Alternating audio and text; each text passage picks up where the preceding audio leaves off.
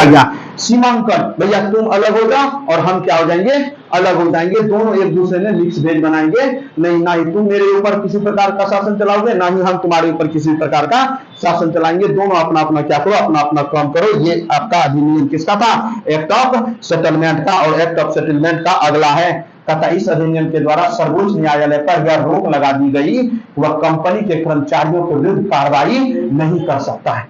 मतलब ये भी सर्वोच्च न्यायालय को बोला कि तुम कंपनी के खिलाफ कार्रवाई नहीं करोगे, समझ गए, कार्रवाई नहीं कर सकते थे जो उन्हें एक सरकारी अधिकारी की हैसियत से की हो। अगर कोई आदमी सरकारी हैसियत से कोई कार्य किया है तो उसमें तुम मुकदमा चला सकते नहीं हो। सुप्रीम कोर्ट को बोला कंपनी के अधिकारी शासकीय रूप से किए गए अपने कार्य के लिए सर्वोच्च न्यायालय के कार्य क्षेत्र के क्या हो गए, बाहर हो गए। मतलब सर्वोच्च न्यायालय का उसका किसी प्रकार का मतलब, अगर कोई भी कंपनी का कर्मचारी कंपनी के लिए कोई कार्य किया अपने पद पे रहते हुए, तो आप उसको क्राइम नहीं मान सकते, मतलब आपको सुनवाई करने का अधिकार नहीं है, सीधा बात, आपको सुनवाई करने का अधिकार नहीं। जैसे मान लीजिए राष्ट्रपति और उपराष्ट्रपति से रिलेटेड किसी प्रकार का चुनाव विवाद हो जाए, किसी प्रकार का क्या हो जाए, चुनाव विवाद हो जाए, बिहार राज्य और उत्तर प्रदेश राज्य मान लीजिए लड़ जाए, ये दोनों राज्य लड़ जाएगा, तो क्या हमारा पटना हाईकोर्ट इसका सुनवाई करेगा, तो उच्च न्यायालय के क्षेत्राधिकार से क्या है, बाहर है, उच्च न्यायालय का मामला है ही नहीं, उसको इस पे सुनवाई करने का अधिकार तक नहीं है। तो इस पे सुनवाई कौन कर सकता है, इस पे सिर्फ और सिर्फ सुनवाई करेगा कौन, सुप्रीम कोर्ट। तो अब देखिए बस वही शब्द लिखा है, तो उच्च न्यायालय के अधिकार क्षेत्र से बाहर हुआ ना, ये चीज हुआ कि नहीं, राष्ट्रपति के चुनाव विवाद, उसके बाद आप ले लीजिए क्या, दो राज्यों के बीच लड़ाई हो जाए, तो ये जो आपका विवाद है, इस विवाद को लेके उच्च न्यायालय के क्षेत्र से बाहर हो जाना, उसके क्षेत्र में आया भी नहीं, आपके जो क्षेत्र में आएगा उसी पे सुनवाई।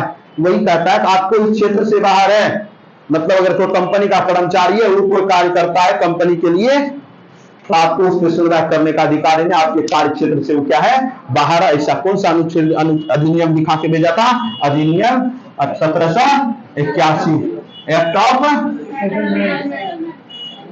Act of settlement. आपसे पूछेगा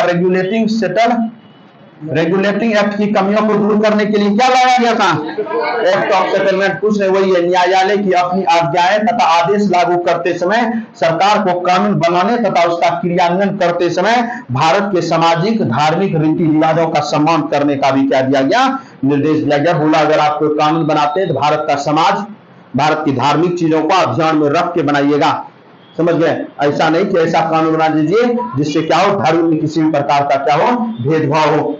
मतलब कानून बनाइएगा तो ध्यान में रख के ही बनाइएगा, धार्मिक रीति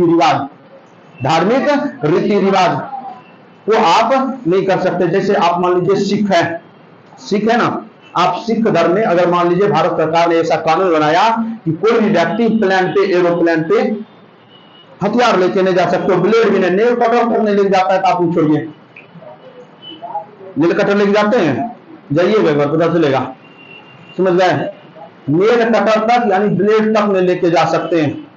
लेकिन हमारा संविधान भी इसी को अधिकार देता है, अगर धर्म से रिलेटेड कोई चीज हो उसको आप लेके जा सकते हैं।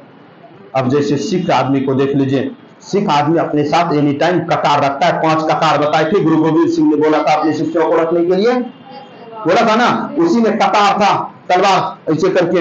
वो आदमी कहीं भी जाए, राष्ट्रपति भवन में कहीं घुस जाए, कहीं भी जाए, कतार छूटेगा उसका नहीं।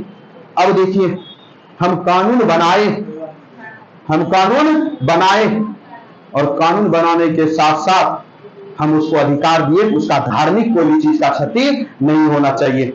उसके धर्म को देखते हुए हम उस चीज में बदलाव किए क्या, नहीं किए। आप प्लेन पे जाइए, आपको ब्लेड तक लेके जाने देगा, अगर सिख आदमी उसको तलवार लेके जाने दे देगा। अगर वो आदमी सिख है, वो कतार लेके चले जाएगा, उसको नहीं रोकेगा। कहा हमारे संविधान में उसको अधिकार दिया गया इस तरह का। कड़ा पहन के, कड़ा है ना, कड़ा ऑनलाइन एग्जाम देते होंगे आप लोग, तुरंत सब बाहर कर देता है ना, समझ गए। सिख आदमी अगर ठोल दे तो नहीं काटेगा, मतलब नहीं काटेंगे, कड़ा मटिया पहनते हैं ना, कड़ा नहीं समझते हैं, तो कड़ा समझ गए, कड़ा लेके जाएगा, उसको नहीं रोकेगा। ये सब चीजें हैं। तो वही कहता है अगर आप कोई कानून बनाइएगा तो आप क्या देखिएगा, भारत की समाज की व्यवस्था को, धार्मिक रीति रिवाजों का सम्मान करने के निर्देश जारी कीजिएगा, मतलब उस हिसाब का कानून बनाइएगा जो उसका कोई धार्मिक कार्यान्वयन से वो क्षति ना पहुंचे, समाज में किसी प्रकार का भेदभाव उत्पन्न ना हो, उस प्रकार का कानून बनाइएगा। अगला अधिनियम बना के भेजा 1784 में, जिसका नाम था पिट्स इंडिया एक्ट। जिसका क्या नाम था? Pitt's India act. और पिट्स इंडिया एक्ट क्या था समझिएगा। पिट्स इंडिया एक्ट क्या था? इस एक्ट में ब्रिटिश संसद में तत्कालीन प्रधानमंत्री कौन थे? विलियम पिट। इसी वजह से इसका भी नाम क्या पड़ा है? Pitt's India act. इस अधिनियम की मुख्य विशेषता यह थी कि निदेशक मंडल, जिसको कहते थे court of director, court of director बोले थे ना, वही 4 गो सदस्य, एक व्यक्ति और एक गवर्नर जनरल बोले थे परिषद। कोर्ट ऑफ डायरेक्टर को कंपनी के व्यापारिक मामलों में अधीक्षक की अनुमति तो दे दी गई, लेकिन राजनीतिक